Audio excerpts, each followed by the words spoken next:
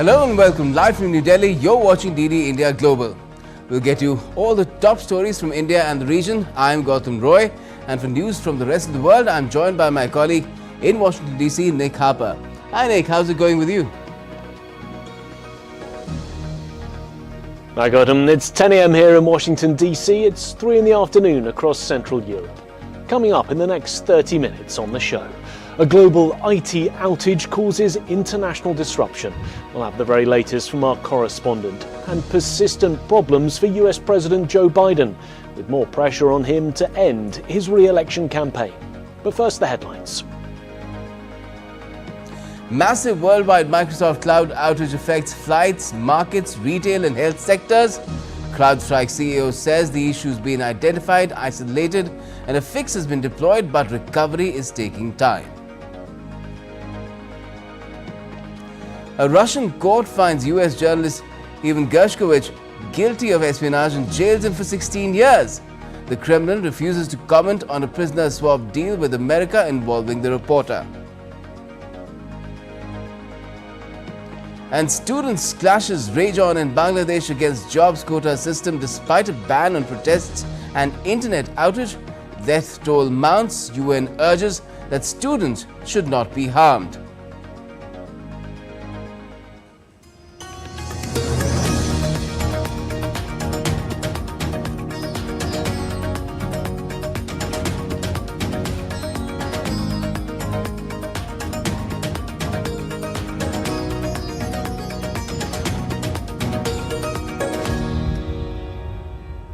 First up, a major cyber outage hit several IT systems across the world, including India, Australia, Germany, the United States, the UK and other countries on Friday, affecting many critical services.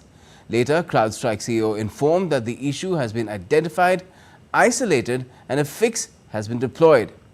Airlines, health systems and emergency services were among those disrupted due to the outage. The disruption was possibly due to the failure of CrowdStrike, a cybersecurity platform that provides security solutions for Microsoft Windows. However, it was not immediately clear whether all reported outages were linked to CrowdStrike problems or there were other issues at play as well. Microsoft said the service is improving as mitigation actions are progressing. In Europe, Schiphol Airport, Berlin Airport, London's Gatwick, Edinburgh Airport and others were all impacted by the outage. Queues piled up at France's Orly Airport. Swiss air traffic control company Skyguy said that as a precautionary measure, it had temporarily reduced capacity in Swiss air traffic by 30%. Meanwhile, German Chancellor Olaf Scholz said that German security institutions are working with their international partners on an IT outage that impacted air travel, banking and a number of other companies and institutes. And DD India's Ross Cullen has sent us this report from Paris on the impact of the global outage in France. Styles at Disneyland Paris go out of order. Now that is really causing a problem. It's in the middle of the school holidays on a scorching day here, well over 30 degrees here in Paris today, causing problems there at Disneyland Paris, but the turnstiles are now back on. Air France, the national carrier, they also did announce that they had suffered some of their problems, serious operational issues due to the outage. Lille Airport, well, the check-in desks for the online, they went down, so everyone was having to check in by hand. There were also queues, as you pointing out, at the second biggest airport in the country at Orly. And Orange, one of the biggest mobile operators in Europe, did also announce that they had some service interruptions due to the IT outage. Now, in terms of the impact on the Olympics, it's likely to be travel where there is a bit of an effect today, because the delegations, athletes, dignitaries, some of the visitors are already starting to arrive. Orly Airport will be one of those key entry points for people coming into the Olympics. In terms of the cyber security and the cyber side of this, not as much of an impact as we are likely to see on the travel arrangements of people coming into Paris ready for the Olympics, which get underway officially with the sporting action next Wednesday. In India, the outage caused widespread flight delays across airports. It hit booking and check-in services of several airlines, including Indigo, Akasa Airlines and SpiceJet. They're currently collaborating with Microsoft to resolve the issue as quickly as possible.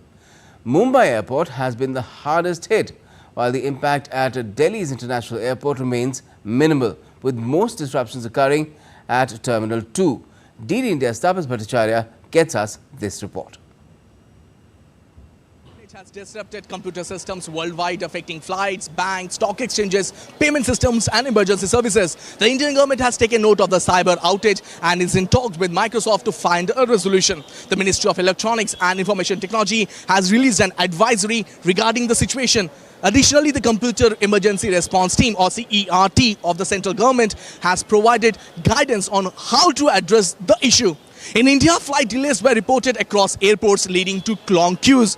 The outage affected booking and checking in services for several airlines as well, including Indigo, Akasa Airlines and SpiceJet.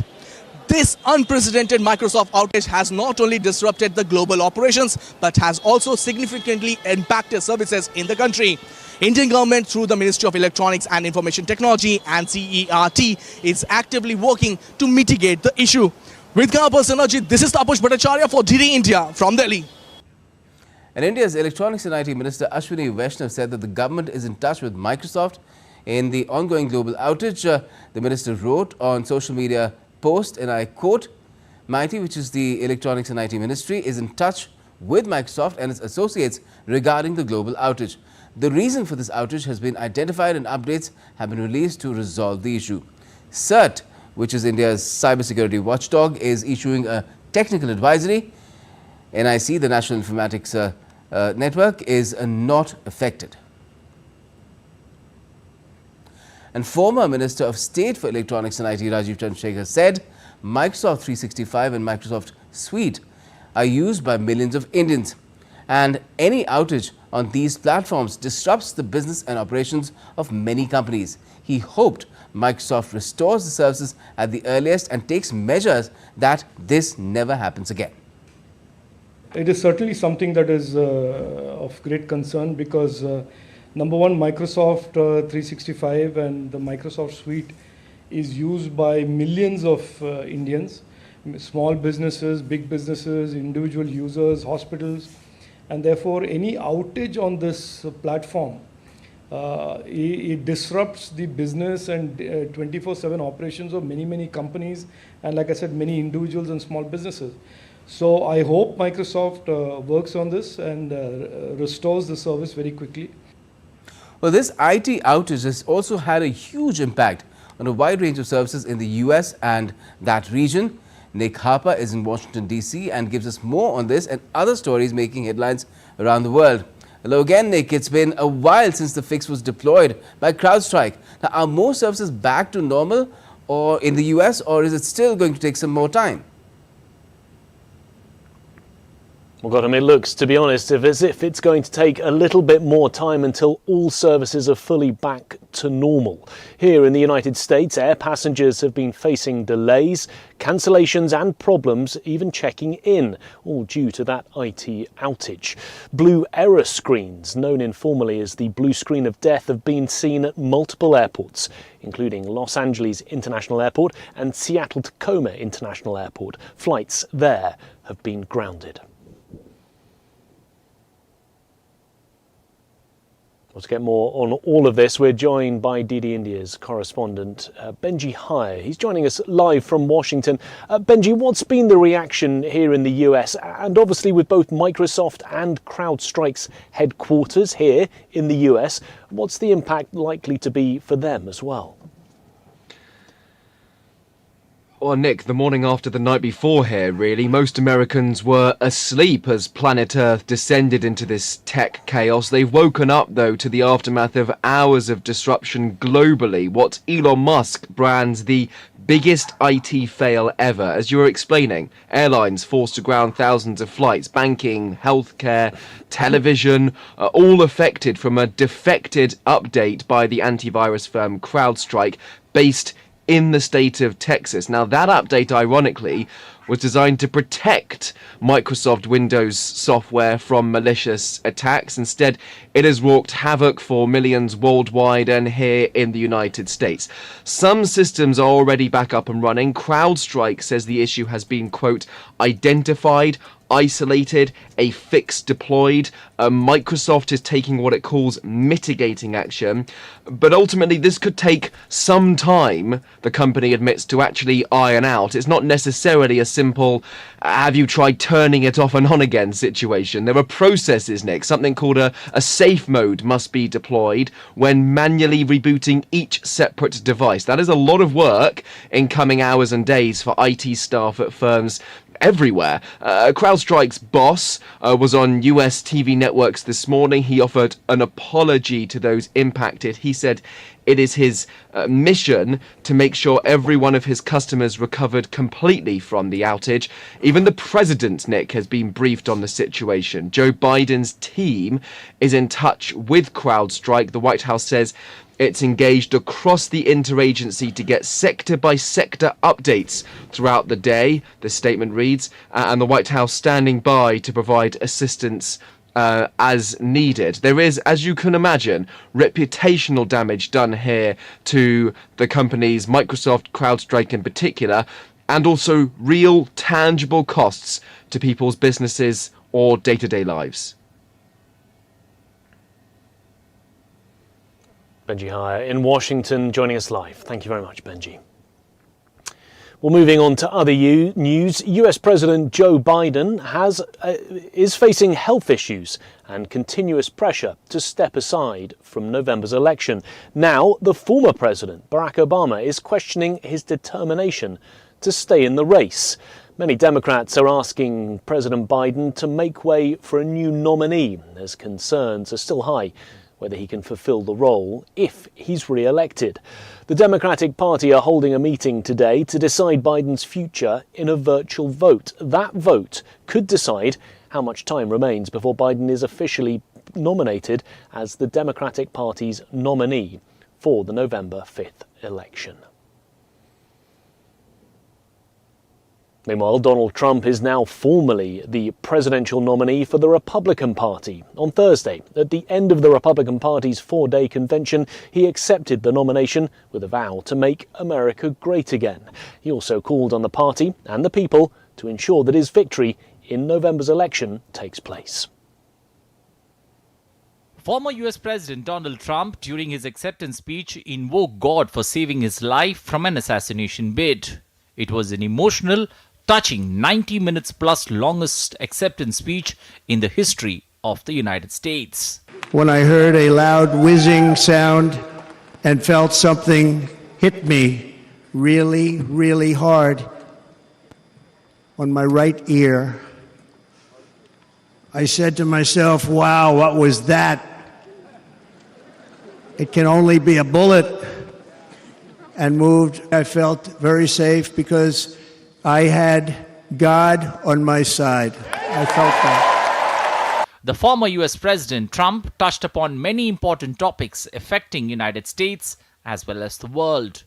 Hitting hard on the situation of conflict all around the globe, the Republican candidate said that he will end the war between Russia and Ukraine after his victory in November this year. He also said he will work with Israel to end the war with Hamas and address the hostage crisis. Nobody can believe what's happening. War is now raging in Europe and the Middle East. A growing specter of conflict hangs over Taiwan, Korea, the Philippines, and all of Asia. And our planet is teetering on the edge of World War III. And this will be a war like no other war because of weaponry. The weapons are... The Republican president nominee, who is poised to get some sympathy votes too due to assassination bid on him, took heavily on illegal immigration and inflation.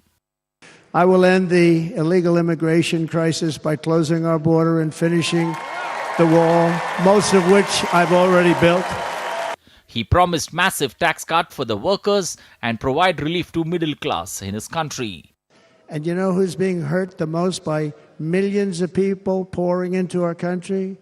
The black population and the Hispanic population, because they're taking the jobs from our black population our Hispanic population, and they're also taking them from unions. In his acceptance speech, Trump hailed his running mate Senator J.D. Vance and his wife, who is of Indian origin.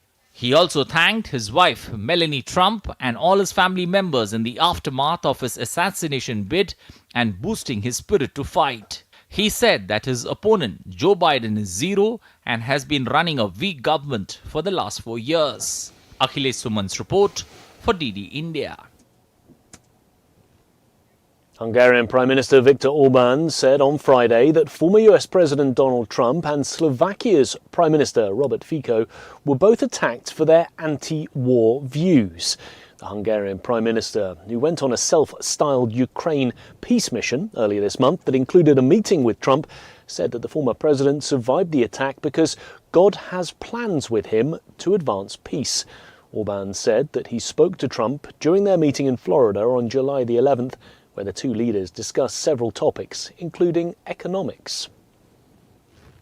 First of all, the number of assassinations, the spectacular ones grabbing the world's attention, are growing. All these attacks are against anti-war, pro-peace politicians. Pro-war forces are so stirred up, tense, abated and organized that they are trying to clean out the pro-peace forces from the stage, from the center of political life. A Russian court has found US reporter Evan Gershkovich guilty of espionage charges and sentenced him to 16 years in prison. Gershkovich, a 32-year-old American who said the allegations against him were false, went on trial last month in the city of Yekaterinburg. He was the first US journalist arrested on spying charges in Russia since the Cold War. Gershkovich, his newspaper The Wall Street Journal, and the US government have all rejected the allegations against him and said he was merely doing his job as a reporter accredited by the Foreign Ministry to work in Russia. Meanwhile, the Kremlin has declined to comment on the possibility of a prisoner swap with the United States involving Gershkovich. Speaking earlier on a different subject, the Kremlin's spokesman Dmitry Peskov said there was practically no dialogue with the Biden administration at the moment. Well, that's it from me here in Washington, D.C. Handing it back to you, Gautam, in the studio. Thank you, Nick, for that helping hand from Washington, D.C. Thanks. And there's still to come on DD India Global. Firefighters in Siberia's Yakutia region are still struggling to put out wildfires over 900,000 hectares of Taiga ecoregion after days of trying. And a sneak peek into the opening ceremony of the Paris Olympics on the Seine River, which is now just a week away.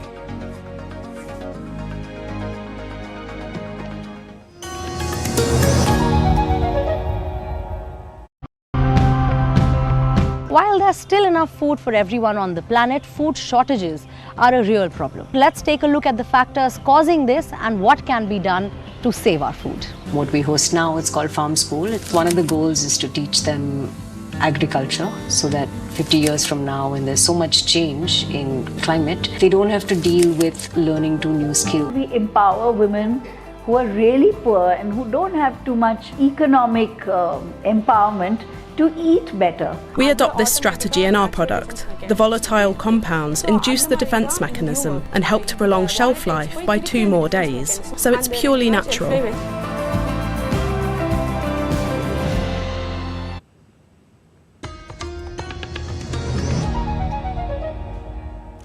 Welcome back. You're watching DD India Global. I'm Gautam Roy. Now, 3 people have died in Bangladesh on Friday in fresh protests against quotas for government jobs.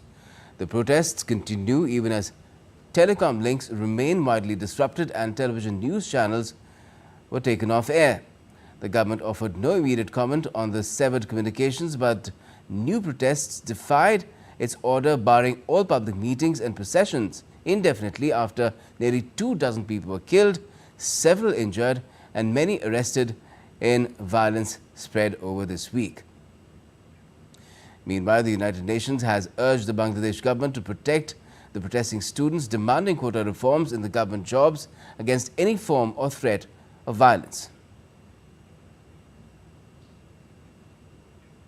India's External Affairs Ministry has urged Indian nationals residing in Bangladesh to follow the advisory issued by the High Commission of India in Dhaka.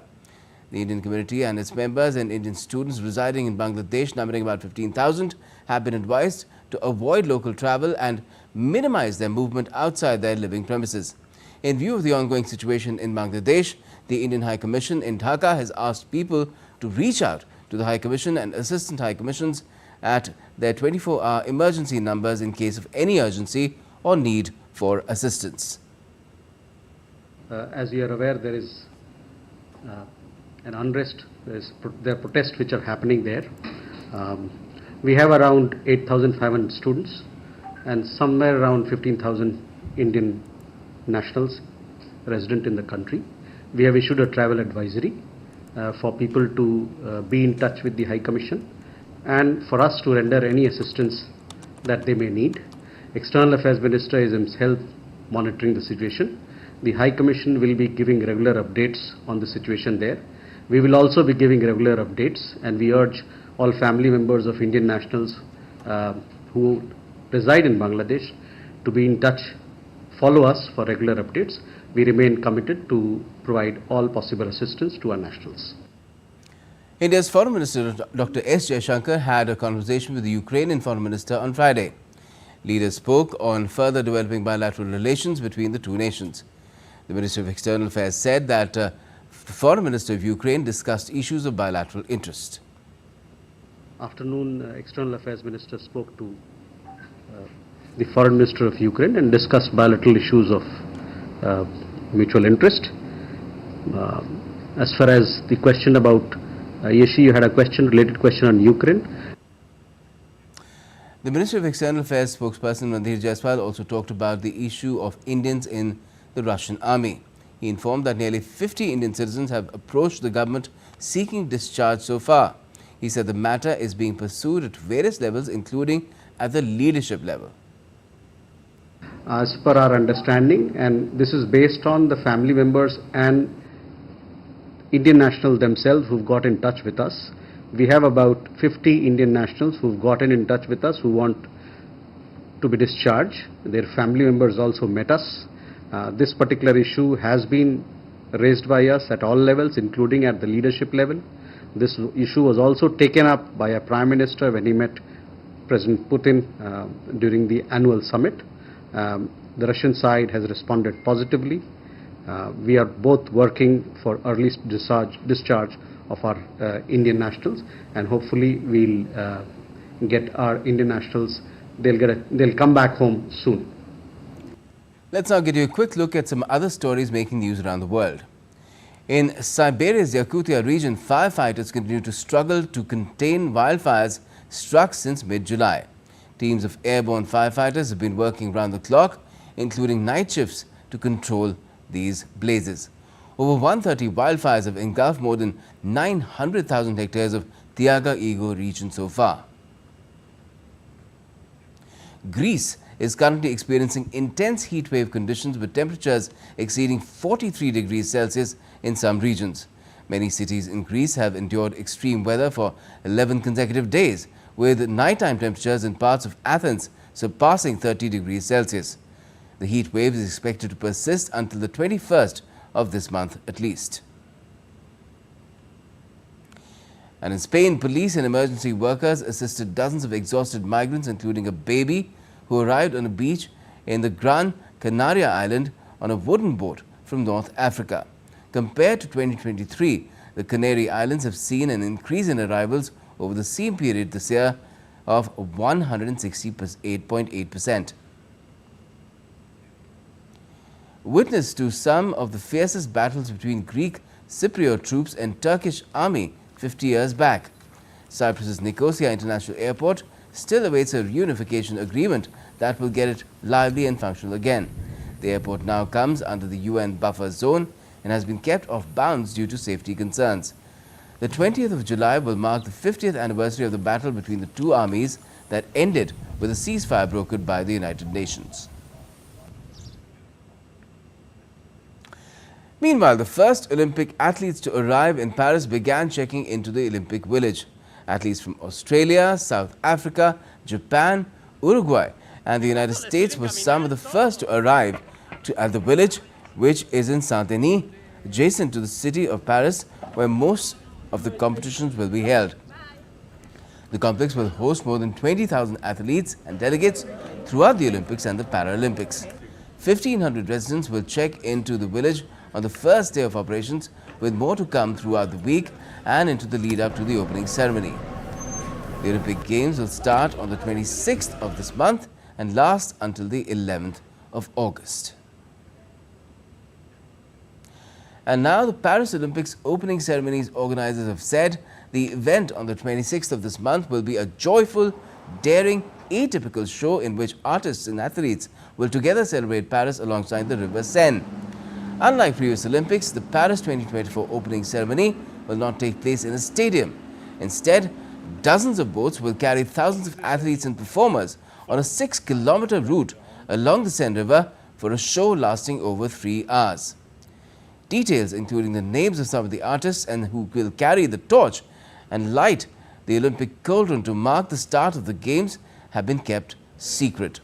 Over 300,000 spectators will be watching from the riverbanks, with hundreds of millions more expected to tune in on TV or on social media.